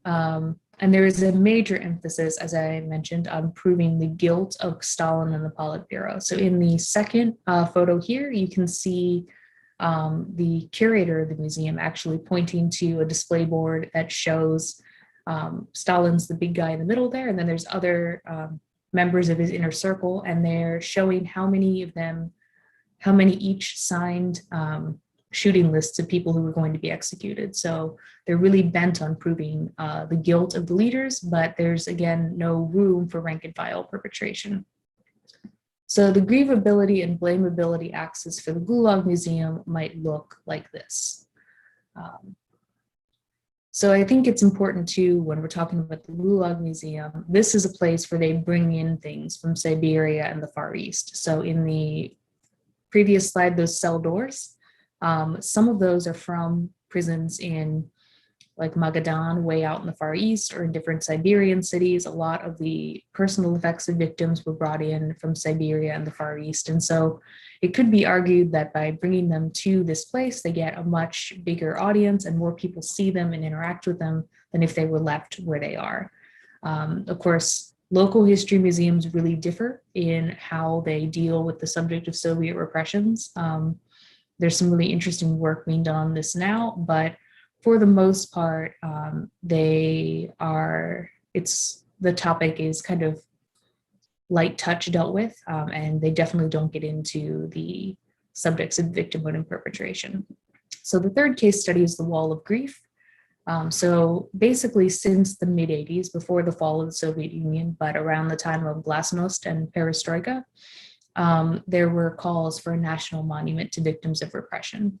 And they peaked, you would say then, and in the early 90s, but they have been ongoing ever since, as activism to remember the victims of Soviet repression has been ongoing. A competition to design a monument was held in 2015, interestingly, by a fund called the Memory Fund that's very closely linked to the Gulag Museum. So they're not the exact same organization, but they're very, very close. And the Gulag Museum, was always very interested and very heavily involved in getting this monument done. So, which again raises the question of how closely the government was involved with all of that as they come in more and more to kind of take over this once independent museum. So the monument was officially opened on the Day of Remembrance of Victims of Political Repression in 2017. Putin was there, and he gave a speech that memorialized the victims and said this can never ever happen again. But he didn't mention Stalin once, or any other person for that matter. And as an aside, the Archbishop of the Russian Orthodox Church was there as well to bring that kind of religious sheen of remembrance to it. So as you can see, it's kind of these kind of writhing bronze forms, stylized depictions of victims. It has the word remember in several different languages inscribed in the bronze. But what I find actually much more interesting, and what, considering the topic of this winter school, you will probably find more interesting as well, is what they've done with the stones brought from various camps and sites of deportations. So in the lower photo here, you can see it sort of looks like a cobblestone path. And what they've done is they brought stones from all the areas of Russia that had gulag camps or special settlements, or really any type of gulag apparatus location. And they put little, you can see kind of those little metal tags they put on each of them. And then there are little plaques you can sort of see in the background that say which stone is from where. So that if you know that somebody in your family was at a particular place, you can put your candles or your flowers on that stone. And you can see in this photo that people have definitely done that. So I find this a really fascinating instance in which, again, you know, mass tourism and on-site preservation of gulag camps themselves, with very few exceptions, probably are not going to happen. It's logistically infeasible, and the question of who would go there and who would take care of it is really open. But in this case, they brought pieces of these camps to a major center, to, you know, the National Monument for Repression, and made it possible for people to sort of memorialize and visit these places through putting their tokens of remembrance on the sites themselves. So I find this really fascinating. I think it destabilizes a lot of our assumptions about authenticity and site-based memorialization. And I'm really looking forward to getting more into that in future. So here, they really don't mention perpetrators at all. In fact, there's no written interpretation on the site at all, except for a plaque saying what day it was opened and that Putin was there.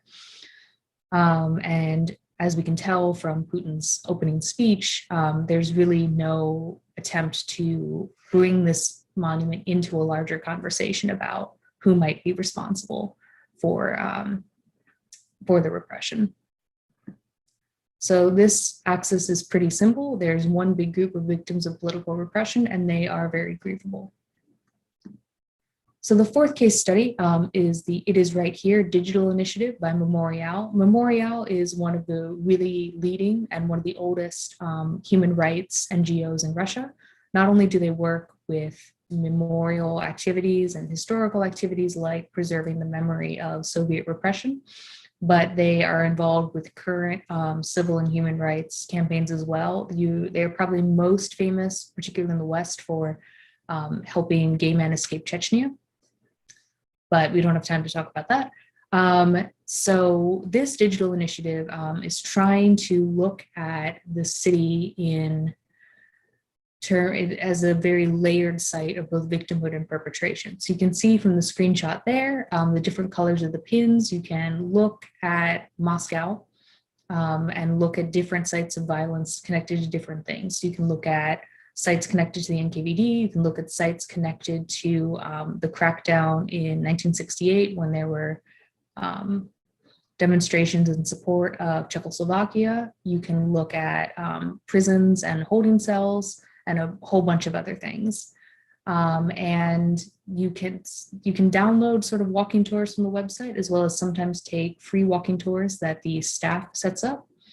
And they do this because most of these places are not marked on the landscape, right? There really aren't plaques or memorials or really any tangible marker that, for example, this place was a site of shooting during the 1920s and 1930s. So they're trying to bring this past back into the public eye through the internet and through kind of temporal interventions in the landscape. So many of them start from the Solovetsky stone, which you can see in this lower picture here, which was placed facing the Lubyanka, which is that yellow building you can see in the photo there. So the Solovetsky stone is from the Solovetsky Islands in the White Sea. They were the site of the first Soviet prison and later Gulag camp in the 1920s. And they kind of became a metonym for all of Soviet repression during the Soviet period. So in the mid 80s, late 80s, when Memorial was working to collect information about Soviet repression and disseminate it to people, they decided that they wanted to do sort of not a national memorial because they didn't have government support, but a memorial to the victims of repression. And they decided the most fitting thing would be a boulder from the Solovetsky Islands. So they had this brought to Moscow and put facing the headquarters of the NKVD and later the KGB, which is the Lubyanka. So although the Lubyanka is not a marked site of memory in that there's no memorial to the victims of Soviet repression, even though their fates were planned from inside that building, and in fact, some people were even killed in the basement, it has the building is sort of looking at the Solovetsky stone every day. So in terms of the heritage scape, there's a lot going on, a lot of conflicting messages, but it's definitely been placed there as a challenge to what the organizers still see as overwhelming state power. So the tours focus on effaced histories as well as the hidden heritage of existing buildings. So they really want to uncover the different connections to various iterations of the Soviet, and now they would argue the Russian secret police across this part of Moscow and many others. So the emphasis is definitely on the continuity of the security services and the silence around it. The tours sometimes focus on high-profile victims like the writer Varlam Shalamov, but also on politicians, dissidents, and everyday people. And unlike many memory initiatives in Russia, they do sometimes try to get into the life stories of perpetrators and explain why they were involved and how they might have become victims later. But that's, again, not very common. So their walking tours and their activities on October 29th of every year are definitely temporal, kind of, you might say, interventions in the landscape where they have big gatherings. On October 29 every year, people gather for 12 hours to read the names of victims of Soviet repression in front of the Solovetsky stone. So that's a permanent memorial. And then once a year, it becomes a site of mass public memorialization. Again, for various reasons, including government opposition, they really can't put permanent memorialization in the area, but they'll put temporary text panels in front of buildings very close to the Kremlin. The Wall of Grief has kind of a more participatory memory thing on October 30, where you ring a bell made of railroad ties in honor of memory. And then in terms of sites that they focus on the tours, they really like to show this, what looks like a nondescript house. It's a fence in front of a place where people were shot in the middle of the night in central Moscow throughout the 30s, which has no marking in terms of that history, but it does have a memorial plaque to the founder of the Soviet Secret Services on a different part of the building. So it's not that this site has been totally forgotten. In fact, it's memorialized for one thing, but it's definitely not memorialized for its dark heritage and arguably the thing that would have affected more people. So the grievability, blamability axis for It Is Right Here is more complicated because they cover so many different individuals and groups of people. But I would say that unlike the sites we have so far looked at, they do deal with they do name perpetrators, and they also do make an allowance for the fact that people can be both grievable and blamable in terms of the different NKVD functionaries. So in terms of heritages of grief and blame, these Moscow case studies tend to display private grievability with either abdication or authoritarian blamability. So restoring personal identity and personhood to the victims is key in every case. And both types of blamability distance the atrocity from the present day. So if you either don't talk about perpetration at all, or you pin it on very specific leaders from the past who are now all dead, then you don't have to connect it to legacies of violence and repression in current institutions or towards contemporary attitudes towards law and human rights. And you can ally these difficult questions of personal responsibility and actions and mechanisms of repression. And again, it's important to note that NGOs like Memorial and a couple others like Last Address and a lot of mostly digital initiatives do try to make these connections. But on the level of hegemonic memory actors and institutional memory actors, those connections just go totally unvoiced. And this brings up the question of whether accountable and repentable heritage might be possible. Accountability would identify different levels of responsibility as opposed to blame. And you might argue that the digital and walking tour interventions are an attempt to introduce accountability into the heritage landscape, to say, you know, these actors were responsible for this at this time. And you might even argue that the FSB, the current Russian security services, as inheritors of the KGB and the NKVD before it, bear some responsibility for what happened on an institutional level. But the official policy is, of course, to distance contemporary power from past abuses. So there's negating any idea of official accountability. Repentability would repent on behalf of past and or contemporary groups. And we don't see this anywhere at official heritage sites in Russia. Again, the government does not take any responsibility for anything the Soviet government did in this regard. And the security services definitely distance themselves from these parts of the heritage of the FSB, the NKVD and the KGB, although they are very happy to reclaim that legacy when they see it as a positive thing for them in terms of the history and the culture of the organization, which is very interesting. It's possible that Germany could be a model for all four concepts together. However, because the relationship of victims and perpetrators in the Holocaust and related Nazi crimes is very different from the relationship between victims and perpetrators in the Soviet repression, I'm not sure it's a perfect fit. So conceivably, these four concepts could fit together in an infinite variety of ways. It's not that there's a linear progression of a society working through atrocity and they go through these four stages. You could have a society that, repents but doesn't actually take any accountability. And this was really fascinating to look into. They might emphasize one over another at different times, and these can change over time as contexts and mindsets change. So it's not a one-way progression, and it's definitely not linear either. They can fit together in different ways. So to sum up, mapping and analyzing who is deemed grievable and blamable and in what degrees can shed light on why the stakeholders of each site think it's important to remember and what larger political, cultural, or social patterns this fits into. So abdication and authoritarian blamability close the issue and leave it in the past, while complicit blamability invites introspection, both into the legacy of repression and into contemporary repressive mechanisms and systems. But there are also shades of complicity that invite analysis, especially in terms of how they are interpreted and what that says about the stakeholders who design that interpretation and what it says about society as a whole. Although it is important to note that Russia, much like the United States and many other countries, is very diverse with a lot of very different lifestyles and people living there. So kind of like talking about the average American, it can be quite difficult to talk about the average Russian. However, there are definitely patterns in institutional and popular media ways of talking about these things that can be studied, if nothing else. So difficult cases such as the fates of NKVD workers who later became victims, as one example, reveal stark fault lines in the goals of remembrance.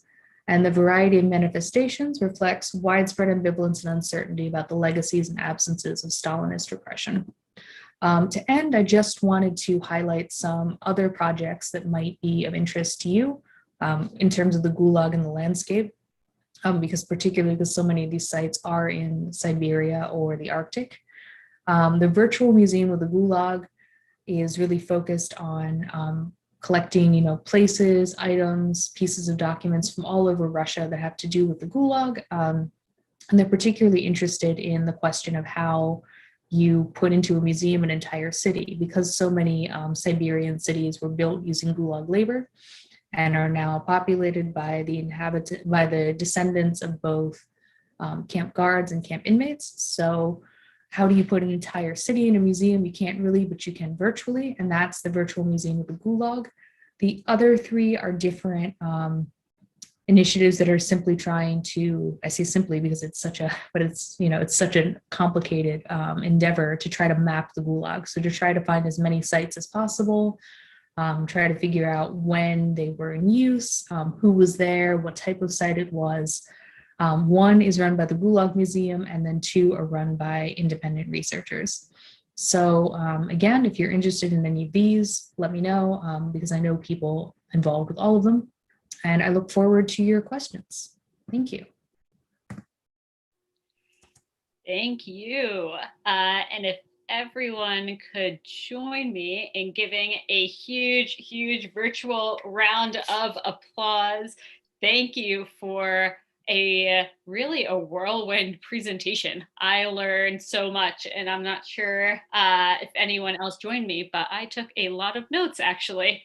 So you might be getting some follow-ups from me. But I am not going to monopolize the time here because we have lots of questions that have come in. I know we're running a few minutes over. So again, we are recording this, and those who need to leave can catch the Q&A on the recording. But for now, I'm going to ask Madison if you would like to come on and ask the first question. Hi, Margaret. Thank you so much. It was a really interesting presentation, especially for me. I'm currently living in Tallinn, and it's been really interesting to learn more about the Soviet past here and how it impacts current life here in Estonia. I just wanted to ask, I'm not sure if you've done any research on this, but have you found significant differences when you talk about the Soviet Union and the Great Terror between, for example, Estonian communities in Estonia and the Russian communities in Estonia, and if they have like a difference in how they see that heritage? And also on the memorials as well, is like when you walk around Tallinn, there's so many times you walk past a building and there'll be like a small plaque there in remembrance, but they're not necessarily memorials. Has there been any research similar to the stuff you did in Moscow done in Estonia?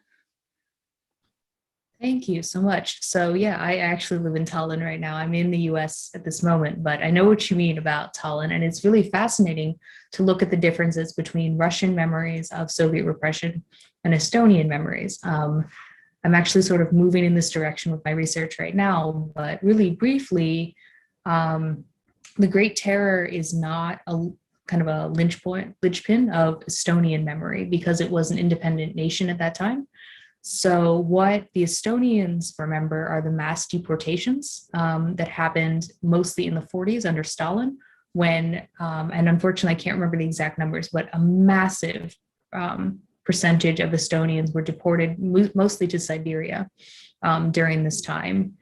And there's even that national monument to the people who were deported. The Russian population is more likely to have somebody who was caught up in the Great Terror, because those populations really didn't live in Estonia at that time. They lived mostly in Russia. And in fact, they probably would not have moved to Estonia if it weren't for the mass deportations, because especially under Stalin, that was quite common, right? To deport an ethnic population and then bring in ethnic Russians. So it's really fascinating because the ethnic Russians really don't see the deportations as a big deal. They see it as not their problem because they weren't there at that time. And the memory of Soviet repression, just looking at not just those populations, but Russian memories of repression as opposed to the memories of repression in any other post-Soviet state, are really different. I don't think a study like that has been done on all the memorials in Tallinn that I know of. I do know that there's been a lot of really interesting work on the Bronze Soldier, which was a war memorial to Red Army forces that was, the kind of centerpiece of war memorialization during the Soviet period. And then when independence came, it was not popular anymore with the ethnic Estonians. So they said they were going to move it. There were riots by some ethnic Russians. They did eventually move it to a place out of town, but it's still kind of the center of a lot of art and a lot of discussion. It's kind of come to symbolize the tensions between the two groups. And again, we really don't have time to get into it, but that's been really fascinating, the memory differences between these two huge population groups in Estonia. So thank you. Yeah, thank you. I see some future Estonia-based friendships happening too. Yeah. We have another question from Suzanne, who asked, The concepts of grievability and blamability are really interesting. And I'm thinking about how it applies, if at all, to the atrocities carried out under colonization of Indigenous peoples and the implications for truth and reconciliation today, especially in Canada. What is the role of grieving and blaming and how we proceed from such atrocity? Thank you. So I was hoping somebody would ask something like this. I think that the concepts could be really widely applied to a lot of post-atrocity situations. And I think grieving is really important. It's funny because sometimes in heritage studies, we talk about things like memorial fatigue. So the example that's usually brought up is something like Northern Ireland, where there are so many memorialization processes and so many murals and so many different things going on that some people say, well, haven't we had enough? And there are also in heritage studies right now, some people coming forward and saying, well, this idea of moral remembrance that is supposed to come from the post-World War II model of Holocaust remembrance, doesn't really work. It doesn't fix people. It doesn't stop us from, committing atrocities in future. It's not the panacea that it's been made out to be. However, when working in Russia with communities it's hard actually to talk about post-Soviet repression communities because, again, as I said, there really isn't a cohesive identity around it, but working with these memorial groups that really are dedicated to dealing, trying to keep this memory alive, they really want a museum, right? They really want a museum or memorial to not just their ancestors, but to everybody from a given location who died.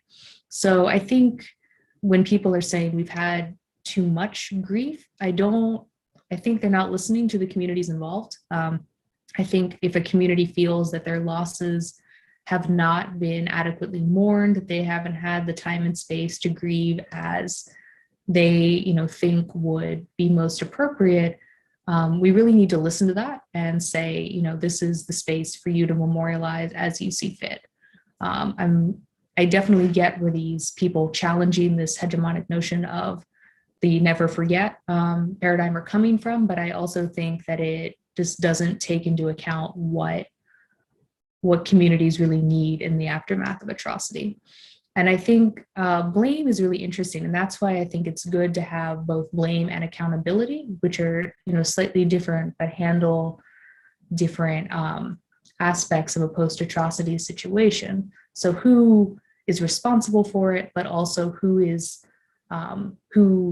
really committed this act in the past. And I think, again, it's important for people to know the truth, to feel like their suffering hasn't been just shoved under the rug, or I guess we aren't going to dig into it in the hopes of building a more inclusive society in future. Like if we look into it, this is a common argument, right? If we look into it and we try to figure out who's responsible or who to blame, then it'll make us more divided now because we'll be, dividing people, into perpetrators and victims. But again, I can see where that has some validity, where you don't want to bring up a new battle just because of something that happened in the past. But at the same time, again, it's important for people to be able to tell their own stories and to say, this is what happened, this is factually what happened, here are the documents, here are the eyewitness testimonies.